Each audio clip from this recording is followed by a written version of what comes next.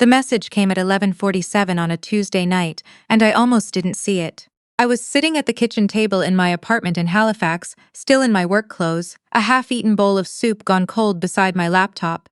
I'd been working late, I was always working late back then, and my phone had been face down all evening. When I finally flipped it over, the notification was already 3 hours old. It was from a number I didn't recognize.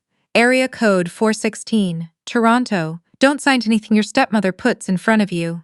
Don't tell her I contacted you. I'll explain everything. But not yet. Please. I read it 3 times.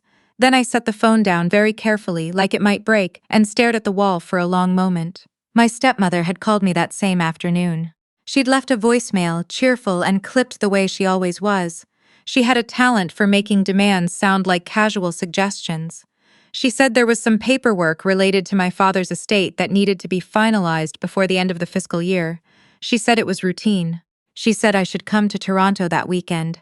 She said my half-brother Liam was already coming, and wouldn't it be nice for the family to be together? She used the word family like it meant something. Like I was still part of it. I hadn't been to that house in 4 years. My name is Ivy. I'm 38 years old and I work as a fraud examiner for a forensic accounting firm in Halifax, Nova Scotia. I've spent the better part of my adult life learning to find things people try to hide, shell companies buried inside shell companies, invoices that don't match purchase orders, transfers that happen at odd hours on statutory holidays. I'm good at it.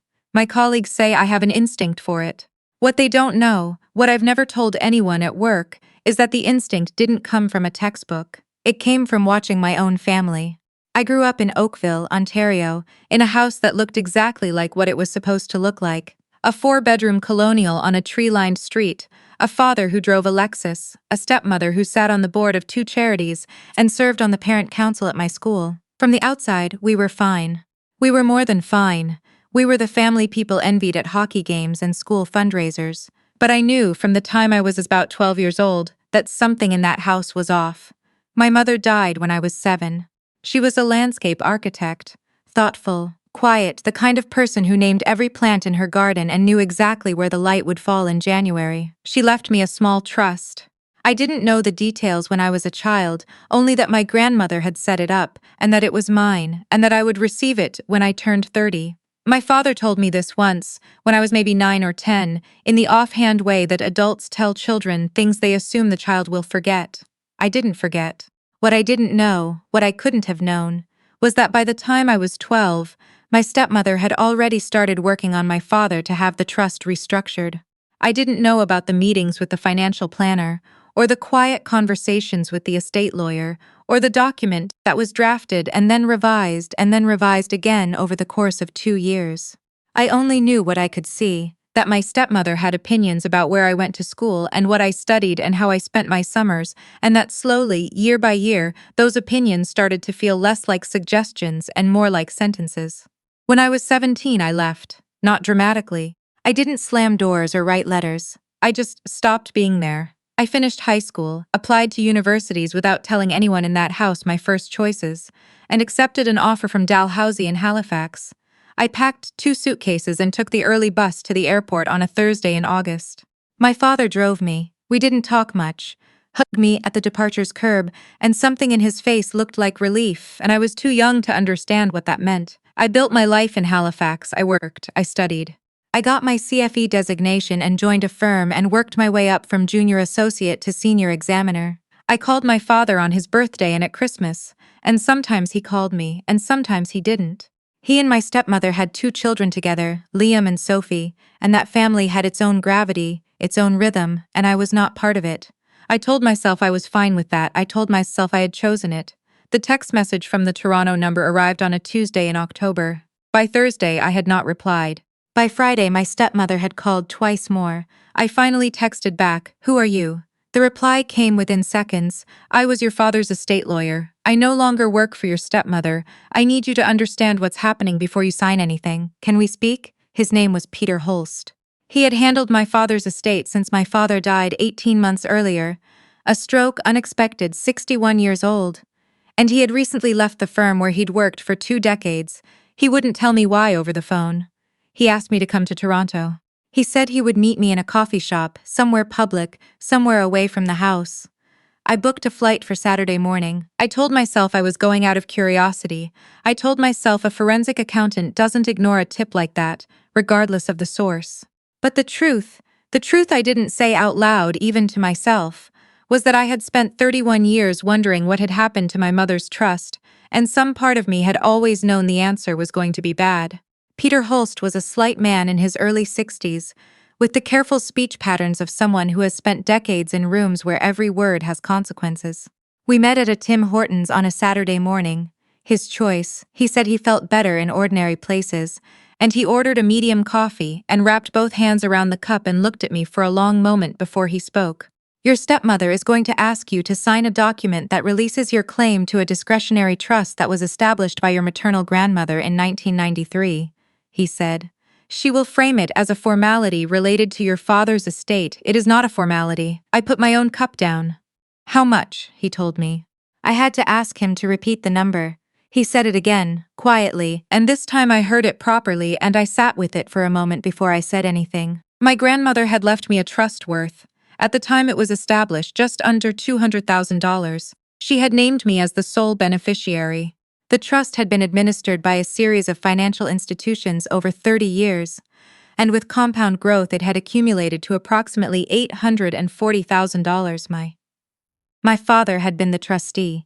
He named your stepmother as successor trustee when his health started declining, Peter said. She has been managing the account for the past 2 years, and she's been using it? He looked at the table. I'm not in a position to say that directly. What I can tell you is that the trust's investment portfolio has changed significantly in composition since she assumed control, and that the document she wants you to sign would release all beneficiary claims permanently in exchange for a lump sum payment. How much of a payment? $40,000. I looked out the window at the parking lot. A woman was strapping a child into a car seat. The morning was gray and cold, the particular flat gray of an Ontario October that I had forgotten living by the coast. She thinks I need the money, I said. It wasn't really a question. She knows you've had a difficult few years, Peter said carefully. I believe she felt the offer would be received well. 2 years before, I had gone through a divorce. My ex-husband and I had bought a house in the Hydrostone district, and when we separated I had bought him out of his share because I couldn't face moving, and the mortgage payments since then had been manageable, but tight. My stepmother would have known this. That family had a way of knowing things. I thought about the number Peter had said, $840,000. I thought about my grandmother, who I barely remembered but who my mother had always described as a woman of precise and generous convictions, who had apparently taken the time before she died to set something aside for me, to make sure I would be taken care of. I thought about 31 years. What do you need from me? I said. Peter reached into his bag and slid a manila envelope across the table. I made copies of everything I could access before I left the firm: account statements, correspondence, a copy of the original trust deed and all amendments. I want you to look at it. I took the envelope. It was heavy. I held it in both hands for a moment. Why are you doing this? I asked. You left the firm. You could have just left. He was quiet for a second. Your grandmother was a client of mine before she died. I handled her estate. I knew what she intended that trust to be. He looked at his coffee. I should have said something sooner. I kept telling myself it wasn't my place. He paused. I'm saying it now. I went back to my hotel room and spread the documents across the bed and started reading. I've reviewed a lot of financial records in my career. I've looked at spreadsheets constructed to deceive, at accounts layered inside accounts, at transfers timed specifically to avoid detection. I know what intentional obfuscation looks like. It has a texture, a particular kind of deliberateness, the way a trail of footprints in fresh snow looks deliberate, even when the person making them was trying to be casual. What I found in those documents had that texture. The trust had originally been invested conservatively: GCs, government bonds, a balanced mutual fund. When my father became trustee, he hadn't changed much, but in the 18 months before he died, there had been a series of redemptions. Partial withdrawals, technically permitted under the trust deed's administrative expense provisions, but large ones. The stated purpose on the documentation was professional fees. The payee on the transfers was a numbered company registered in Alberta. I knew before I even started searching that the numbered company was going to lead somewhere. I spent 2 hours on my laptop, using databases I had access to through my firm's professional subscriptions, and by the time the afternoon light had faded from the hotel window I had found it. The numbered company's registered director was a man named Gerald Firth. Gerald Firth was the brother of my stepmother's first husband. He had no other apparent professional activity. The company had received 6 transfers totaling just over $210,000 from the trust account over a period of 14 months. There was no corresponding service agreement. There was no invoice I could find. There was nothing that a reasonable person would call a professional service. I sat on the edge of the hotel bed and thought about my mother, who had died when I was 7, and about my grandmother, who had loved her daughter enough to make sure her granddaughter would have something. I thought about $40,000 offered in exchange for all of it, offered casually, offered like it was a favor. I called Peter Holst. I need the name of a good estates litigation lawyer, I said. Someone who handles trust disputes, someone aggressive. He already had a name. Her name was Diane Achibi, and she worked out of a firm in downtown Toronto, and she was, as Peter had promised, aggressive in the particular way that good litigation lawyers are aggressive. Not loud, not theatrical, but precise and relentless and constitutionally incapable of letting a thing go once she'd found it. She was also, I would discover, extremely good at working with forensic accountants, because she understood that the numbers were not just evidence but narrative, that every fraudulent transfer told a story if you knew how to read it. I took an emergency leave from my firm, compassionate grounds, family estate matter, my partners were understanding, and spent the next 6 weeks in Toronto. My stepmother did not know I was in the city. I stayed in a furnished rental in the annex and worked during the day and met with Diane in the evenings, and slowly, methodically, we built the picture. The withdrawals from the trust were only the beginning. Diane's team subpoenaed account records that I hadn't been able to access directly. What they showed was a pattern that had started before my father's health declined and continued after his death. Not just the trust, but other accounts my father had held jointly with my stepmother. Accounts from which funds had moved through the numbered Alberta company and back again in forms that were not obviously traceable, but which, once you knew what you were looking for, were not subtle at all. My stepmother had not acted alone. Gerald Firth had received the transfers and distributed them in a pattern consistent with layering, a technique I'd explained to junior colleagues many times, the practice of moving money through multiple accounts to obscure its origin. The amounts were consistently below reporting thresholds. The timing of the transfers clustered around periods when my father was traveling for work, or later when he was in and out of hospital. My father had not known. Or, and this was the part I sat with for a long time, in the quiet of the annex apartment, with the rain against the windows and the sound of the streetcar on the avenue outside, he had known and said nothing, and I wasn't sure which was worse. Diane filed the claim in November: trust misappropriation, breach of fiduciary duty, unjust enrichment. The claim named my stepmother and Gerald Firth as respondents. The morning the claim was filed, my stepmother called me. She didn't know I was the one who had initiated it. Diane's name was on the filing, not mine, but she knew something had happened, and her voice when she left the voicemail was not cheerful and clipped. It was careful. It was the voice of a person who has just realized that what she thought was a safe direction is not. I didn't call her back. What happened next took 7 months, and I will not pretend it was clean or easy. Litigation is never clean. There were delays and countering motions, and a period in January when Diane called me and said the other side was going to try to argue that my father had amended the trust before his death in a way that legitimized the withdrawals, and I had to sit in my Halifax apartment. I'd gone home by then, working remotely and flying back when Diane needed me, and wait while her team tore apart the document they'd produced and found what I already suspected. The amendment was dated 3 weeks before my father's death, at a point when his medical records showed he had been admitted to Toronto Western with severely elevated blood pressure and was documented as cognitively impaired by his attending physician. The amendment was thrown out.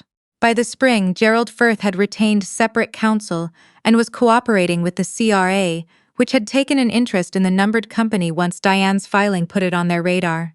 My stepmother's lawyer contacted Diane's office in April and asked about a settlement. The settlement took 6 weeks to negotiate. I was not in the room. Diane was, and she was not, she told me afterward, particularly easy to deal with. The final agreement required the return of all misappropriated funds plus interest, calculated at the trust's projected growth rate from the date of the first improper withdrawal. The numbered company's remaining assets were liquidated to cover a portion. My stepmother's personal assets, including her share of the Oakville house, which had been my father's house, which had been the house I grew up in, covered the rest. Liam called me once, during that period. He was 26 and working in Vancouver, and I think genuinely he hadn't known.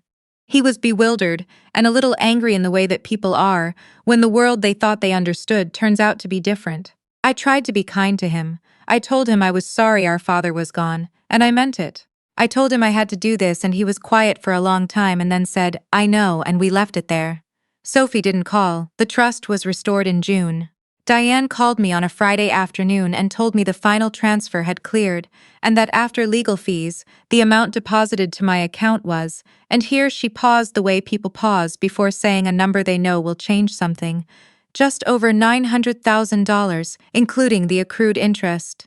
I sat in my office with the phone pressed to my ear and looked out at Halifax Harbor, at the water bright and flat in the June light, at the container ships coming in from the Atlantic. "Ivy," Diane said. "Are you still there?" "Yes," I said. "I'm here."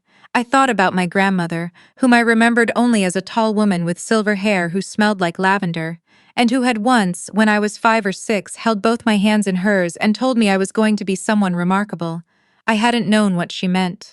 I had been too small to understand that she was already making plans. I thought about my mother's garden, the one she had planted behind the house in Oakville, the one that had been dug up and replaced with a patio sometime in the years after she died. My mother had known exactly where the light would fall.